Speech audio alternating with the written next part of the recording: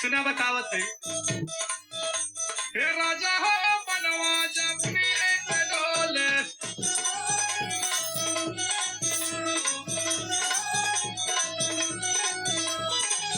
राजा मुनिया पे डोला, जमुनिया पे डोला, राजा हो मनवा जमुनिया पे डोले।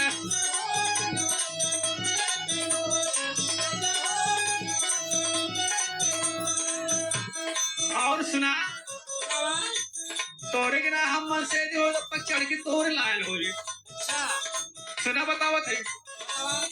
बेटा पासे निचड़ के तोरा लावा पका लगा,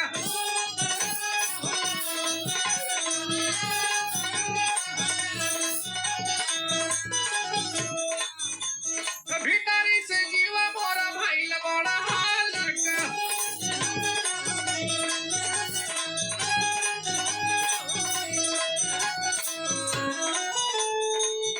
अरे फरा वाला गला बड़ा देखा गोल गोल, सुनत होगा।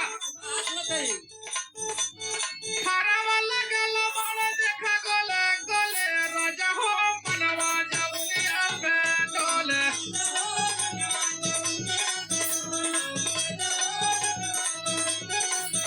ओ जमुनिया पे डोले, जमुनिया पे डोले, राजा हो मनवा जमुनिया पे डोले।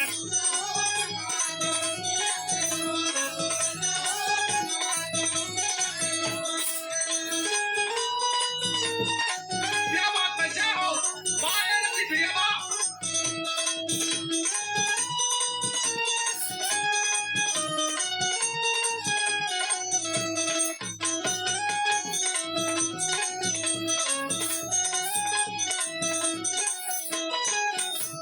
और सुना रे जीवा बना चला बलम जीवा तारा लार हो।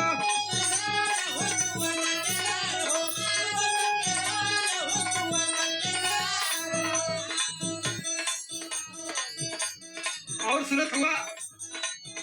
अरे लाइक खियाई देता राजा जी हमारा,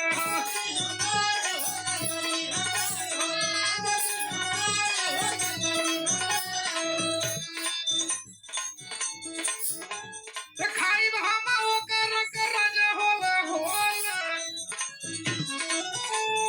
खाई हम ओकर के राजा होला होले, राजा हो मनवा जमुनिया पे डोले।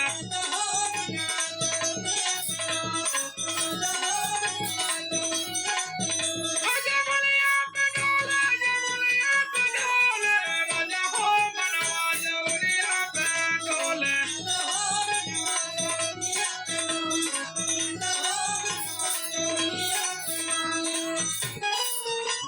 जो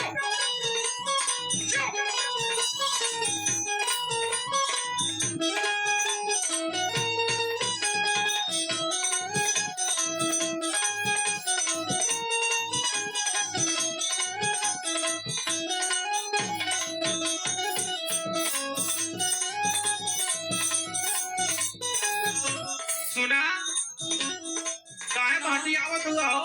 नहीं भाई भाटिया नहीं बोला। सुना मेरा कुछ सजनमा तू तो भैला मेरा ताइया,